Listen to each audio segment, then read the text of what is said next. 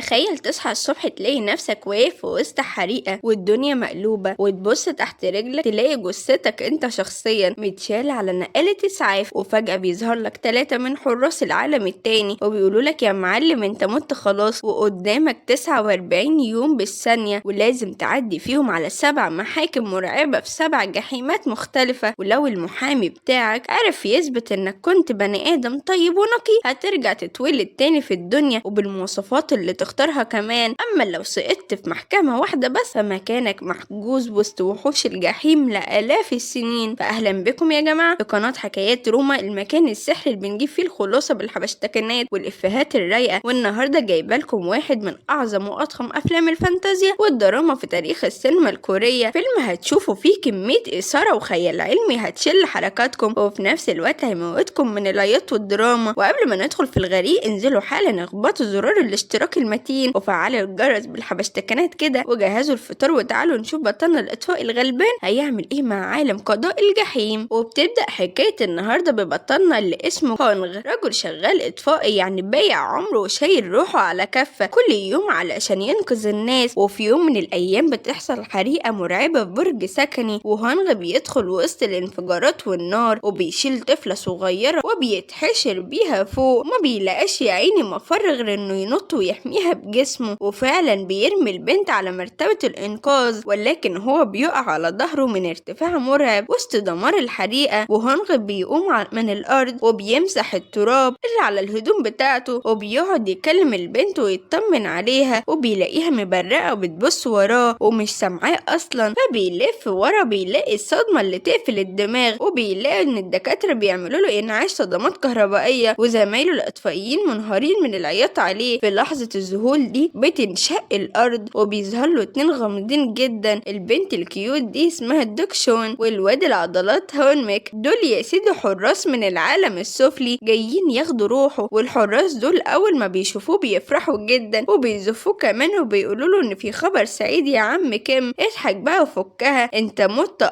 بس موتة شهمة جدا، وعشان كده انت مصنف عندنا كمتوفي نقي، وده تصنيف نادر ما بيتعطاش الا للابطال، وده معناه ان فرصتك دهب تعدي المحاكم ال7، وكمان مسموح لك تظهر لامك في الحلم تودعها قبل ما تمشي للابد. فبينضم ليهم رئيس الحراس الكاريزما جانغ، وده بقى المحامي والمدافع عن بطلنا قدام قضاء الجحيم. نظام العالم التاني يا جماعة ما فيش فيه واسطة، لازم الميت يعدي على 7 محاكم متوزعة من الأسهل للأصعب على حسب الذنوب اللي عملها في حياته. تعالى بقى نعيش مع هونغ في رحلة العذاب والتفاصيل دي. تيجي بقى أحكي لكم عن المحكمة الأولى وهي القتل غير العمد. بيدخلوا مكان مرعب كله بركان ونار وحمم بتغلي. المدى العام للجحيم بيتهم هونغ بالقتل عن عمد لأنه في حريقة قديمة ساب زميله الإطفائي المحشور تحت الأنقاض وهرب علشان ينقذ نفسه، وبطلنا بيقعد يعيط ويموت نفسه من جلد الذات. ولكن المحامي بتاعه بيتدخل بذكاء رهيب وبيفتح شاشة الماضي السحرية وبيوري للقاضي ان زميله المحشور هو اللي صرخ في هونغ وامره يهرب ويسيبه علشان يلحق ينقذ 10 مصابين تانيين كانوا محبوسين وسط الانفجار. وبكده بطلنا بينقذ 10 ارواح بناء على تضحية زميله. القاضي بيتأثر وبيديله براءة فورية من اول جول. اما بقى المحكمة التانية وهي الكسل وتضييع الوقت، ودي محكمة مخصصة للناس اللي ضيعوا حياتهم في اللعب والأنتوخة. بصراحة يا جماعة المحكمة دي أنا بخاف منها جدا لأن بحس إن هما بيتكلموا عني، فهي بتتكلم عن الناس اللي ضيعوا من وقتهم وما فكروش يعمروا الأرض. القاضية هناك قاعدة قدام نهر عظيم مليان وحوش بتعض في اللي بيقع فيه، والقاضية بتبص في كتاب حياة بطلنا بتلاقيه الراجل ده ما كانش بينام أصلا، كان بيشتغل إطفائي الصبح وبالليل بيشتغل في مطعم يغسل الأطباق، وفوق ده بيشتغل سواق تاكسي بالتبادل. القاضية بتتخض وبتفكره بني آدم جشع وبيعبد الفلوس وبتتعصب عليه، ولكن الحارس بتاعه المحامي يعني بيتدخل بدموع وبيقول لها يا معالي القاضية الراجل ده ما كانش بياخد مليم لنفسه. ده كان يعني بيطحن نفسه شغل علشان يصرف على أمه العيانة العاجزة اللي ما بتتكلمش، وأخوه الصغير علشان يكمل تعليمه في كلية الحقوق، وبقاله سنين ما شافش شكل الراحة عاملة ازاي. القاضية هنا بتنفجر من العياط وبتعتذرله وبتديله براءة مع مرتبة الشرف، وبكده بيعدي من تاني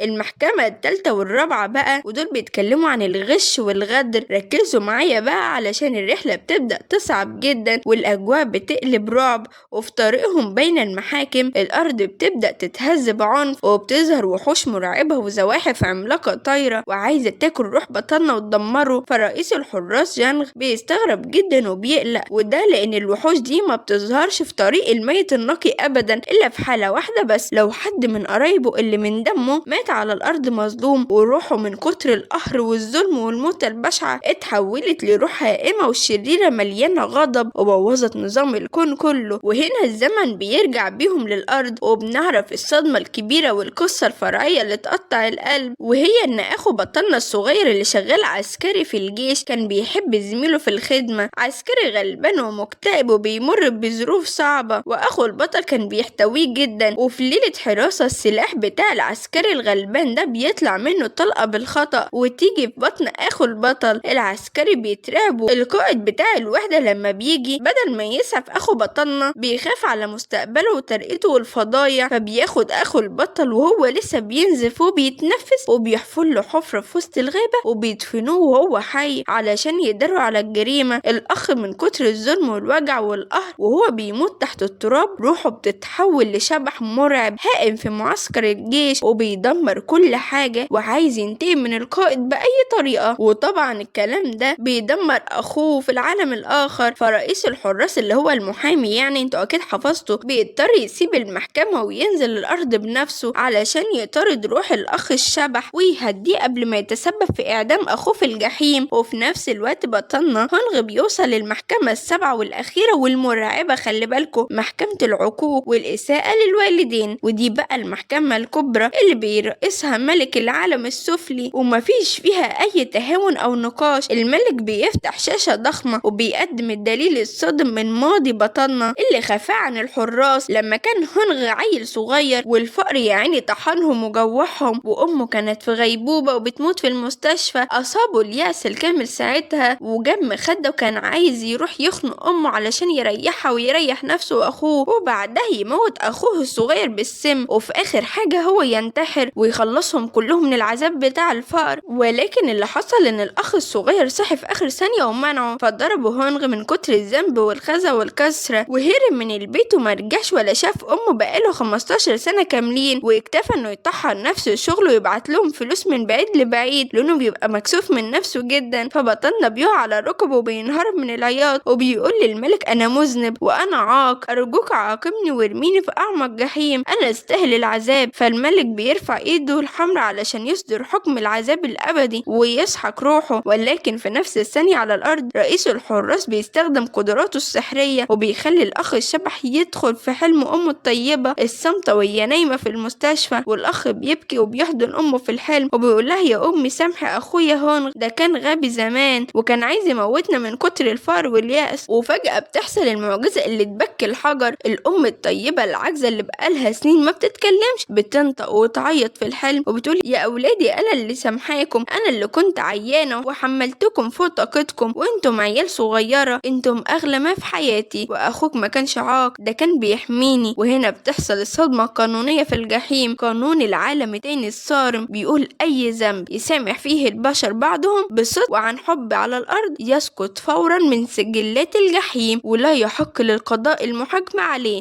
وساعتها الملك بيبتسم وبيلغي الحكم وبطلنا بياخد البراءة الكبرى وسط دموع كل الواقفين والحراس. وفي النهاية بطلنا روحه بتتحول لنور أبيض ساحر يفتح النفس وبيطير علشان يتولد من جديد في الدنيا وفي حياة تانية سعيدة ومرفهة كجائزة على قلبه الأبيض وتضحيته لأهله. والحراس التلاتة بياخدوا روح أخوه الصغير الشبح اللي هدي خلاص علشان يبدأوا معاه رحلة محاكم جديدة، بس المرة دي وهم فخورين بيه لأن هو كمان مات شهم ومسامح. وبتنتهي الحكاية على كده. بس قبل ما نقفل سهرتنا حابة أقول لكم نصيحة من روما ليكم، الفيلم ده مش مجرد قصة خيالية وفن فانتازيا معمولة بجرافيكس جامدة. دي رسالة دافية جدا بتقول لنا ان الدنيا دي رحلة قصيرة، وان الكلمة الحلوة والتسامح مع الناس اللي بنحبهم هما الحاجة الوحيدة الحقيقية اللي هنعيش ليها بعد ما نمشي. بلاش ننام زعلانين من حد، وافتكروا دايما ان رضا الوالدين والام هو السحر الحقيقي اللي بيفتح كل الابواب المقفولة في الدنيا والاخرة. دي كانت حكايتنا النهاردة. لو الحكاية عجبتكم والتنفيذ والاسلوب دخل قلبكم، ما تبخلوش عليا بالدعم والشير واللايك، وانزلوا حالا اخبطوا الاشتراك وفعلوا جرس التنبيهات علشان توصل لكم حكايات روما الجاية وسهرتنا المترقعة اول باول. وشاركوني في الكومنتات لو دخلتم المحاكم دي ايه اكتر محكمة خايفين منها. اشوفكم السهرة الجاية على خير ومزاج رايق. سلام.